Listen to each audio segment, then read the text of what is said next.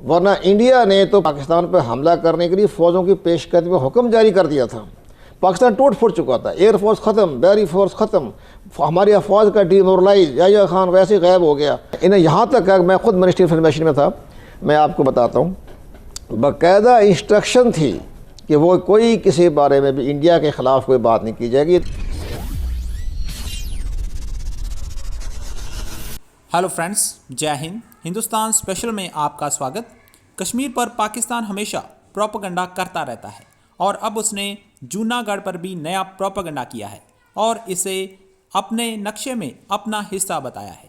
آپ کو پتہ ہے دوستو، پاکستان کی لیڈرشپ ہمیشہ کمزور رہی ہے اور اپنے غلط فیصلوں سے ہی آج پاکستان کا یہ حال ہوا پڑا ہے۔ اس کے وپریت بھارت نے اپنی پالیسی سے دنیا کو نیا راستہ دکھایا ہے، جس کی وجہ سے بھارت کے سٹانس کو دنیا مانتی ہے اور سلیوٹ کرتی ہے۔ پاکستان کے جھوٹے مقدمے ہمیشہ ان کے گلے کی ہڈی بن گئے ہیں۔ آج کی ویڈیو میں پاکستانی میڈیا نے بتایا ہے کہ کیسے 1965 کی جنگ میں بھارت نے سارے پاکستان کو ہی فتح کر لینا تھا۔ آج کی ویڈیو میں ارسلان خالد اور اس کے پینل نے اور کیا کہا، so guys let's start this very interesting video. یہ بڑا اٹ از انفارچونیٹ، آپ دیکھیں آج ہم سکوت جوناگڑھ کی بات کر رہے ہیں، سکوت ڈھاکہ کی ہم بات دسمبر کے مہینے میں ہر سال اب کرتے آئے ہیں۔ مقبوضہ کشمیر سر کریک کا معاملہ اپنی جگہ ہے، کشمیر میں بڑے حصے پر بھارت قابض ہو گیا۔ وی بین آن دا لوزنگ اینڈ۔ ہم کیا وجوہات ہیں کہ جوناگڑھ تو بہت بگننگ میں ہی ہم نہیں اپنے ساتھ شامل ہی نہیں کر پائے، اس وقت ظاہر اسٹرینتھ نہیں تھی، بعد میں سکوت ڈھاکہ کا ہونا، وہ بھی جغرافیائی اعتبار سے ایک دوری تھی، ایک معاملہ تھا، پھر کشمیر پر قابض ہو جانا۔ اور آپ نے جس طرح سے پہلے اپنی گفتگو میں فرمایا کہ کشمیر کا بھی ہم ذکر کرتے ہیں لیکن برائے نہ، یہ ریالٹی ہے، اب بھی ایک سٹیٹس اس کا تبدیل ہو گیا۔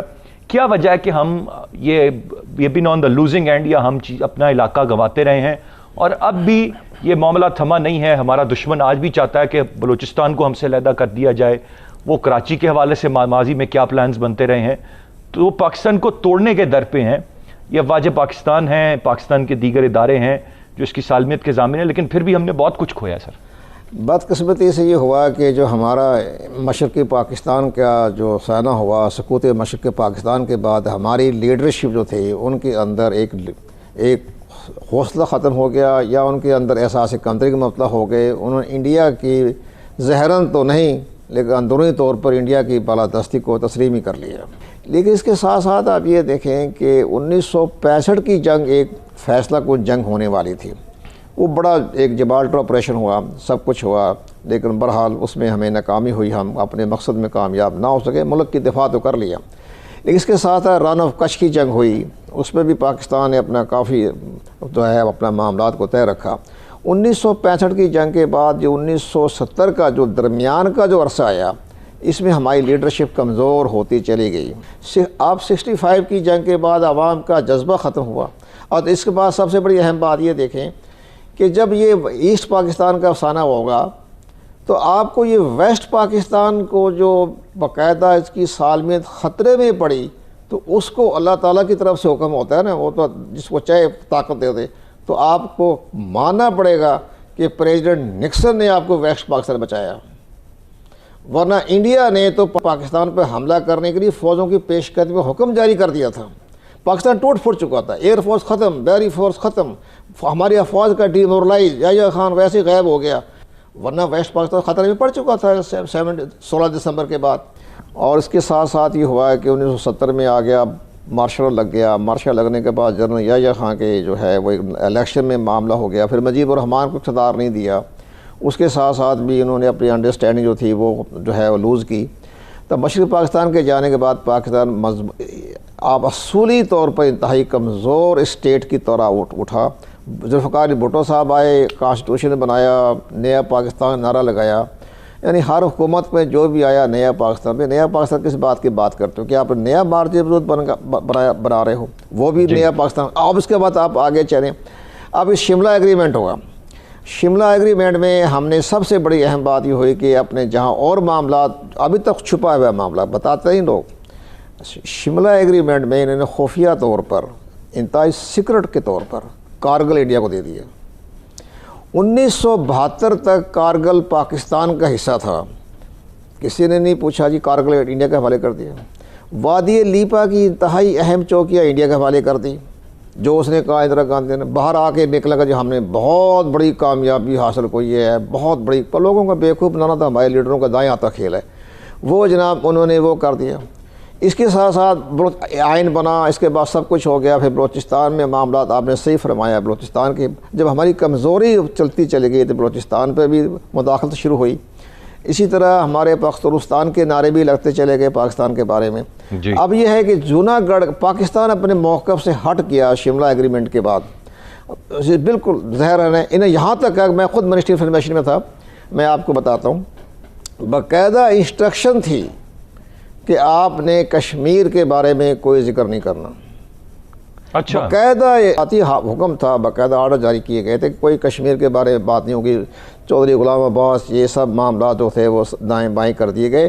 اور آپ حیران ہوں گے، یہ بہت سنگین بات ہے کہ اگر منسٹری آف انفارمیشن میں آپ تھے اور آپ کہہ رہے ہیں کہ اس وقت کے وزیر اعظم کی طرف سے یہ انسٹرکشن تھی کہ کشمیر پر کوئی بات نہیں، بہت بس صرف ایک وزیر خارجہ بات کرے گا اور کوئی بات نہیں کریں گے. ایک بات ہوئی. اور دوسری بات ضیاء الحق صاحب نے کی. ضیاء الحق کے دور میں یہ ہوا کہ جناب جو بڑے بڑے جو ڈرامے انڈیا کے خلاف ہمارے اس زمانے کے جو رائٹر تھے محب وطن، وہ ڈرامے لکھتے تھے، افسانے لکھتے تھے، وہ سب بند کر دیے گئے کہ وہ کوئی کسی بارے میں بھی انڈیا کے خلاف کوئی بات نہیں کی جائے گی. تو 1980 میں ہوا یہ معاملہ. سر اس کی کیا وجوہات کیا تھی؟ یہ وہی شملہ ایگریمنٹ اور جو ایک انڈرسٹینڈنگ بس اقوام متحدہ تو پھر درمیان میں نہیں آتی، لیکن خود ہی اپنے اندر سے انہوں نے ایک پیس کا نام نہاد نعرہ کہ ہم بڑے پرم. اب سب سے بڑا نقصان آپ کو بچایا نواز شریف صاحب نے. انہوں نے بالکل ہی رہی صحیح کسر نکال دی کہ جناب یہ تو چھوٹی سی پتلی سی بارڈر ہے، اس پہ ادھر آئیں بائیں جائیں دائیں جائیں، ہے کہ وہ بھی آلو پالک کھاتے ہیں، ہم بھی آلو پالک کھاتے ہیں. انہیں ساری نظریاتی اساس ہی ختم کر دی. نہیں سر، یہ اس کے پیچھے کیا محرکات، یہ کاروباری ہو سکتی ہیں، یہ امن کی ایک خواہش ہو سکتی ہے، یہ ایجنڈے پہ کسی کے ہونا ہے؟ ہم آج بھی بات کرتے ہیں کہ وہ جی ہندوستان کی باتیں بول رہے ہیں، پاکستان فوج کو ڈیمیج کر رہے ہیں.